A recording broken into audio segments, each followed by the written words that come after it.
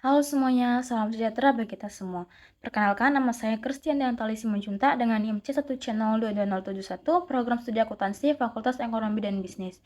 Di sini saya akan menjelaskan tentang laporan keuangan fiskal badan, di mana ini merupakan tugas perpajakan 2 dengan dosen pengampu Bapak Dr. Wirme Eka Putra, SE MSI.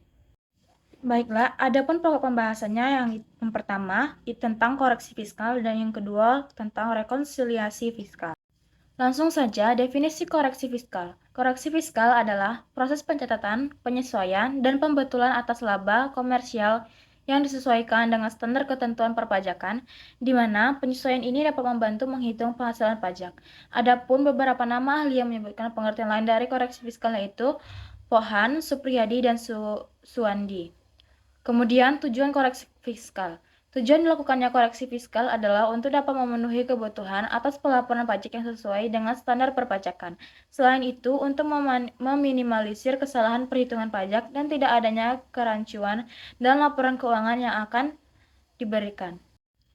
Kemudian, jenis-jenis koreksi fiskal. Yang pertama, koreksi fiskal positif.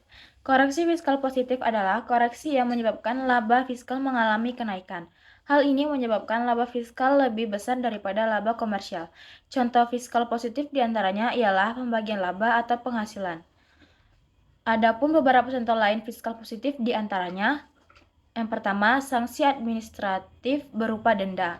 Yang kedua, asuransi beasiswa. Yang ketiga, premi asuransi kesehatan dwiguna.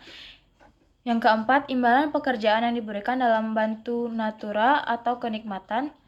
Yang kelima, biaya untuk kepentingan pribadi wajib pajak. Kemudian yang kedua, koreksi fiskal negatif. Koreksi fiskal negatif akan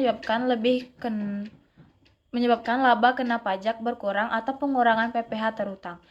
Sebab pendapatan lebih tinggi daripada pendapatan fiskal dan biaya-biaya komersial yang lebih kecil daripada biaya-biaya fiskal. Contoh jenis koreksi fiskal negatif diantaranya, yang pertama, penghasilan hadiah atau undian.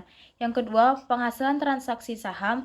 Yang ketiga, penghasilan transaksi pengalihan harta. Yang keempat, penghasilan dari bunga deposito dan tabungan. Yang kelima, penghasilan yang bukan merupakan objek pajak. Kemudian, penyebab terjadinya koreksi fiskal. Ada dua penyebab terjadinya koreksi fiskal. Yang pertama, perbedaan waktu. Koreksi ini terjadi saat terdapat beda waktu. Masuknya penghasilan yang dicatat di kas basis untuk periode lama. Contohnya ialah lebih dari 1 tahun. Penyebabnya pun bermacam-macam.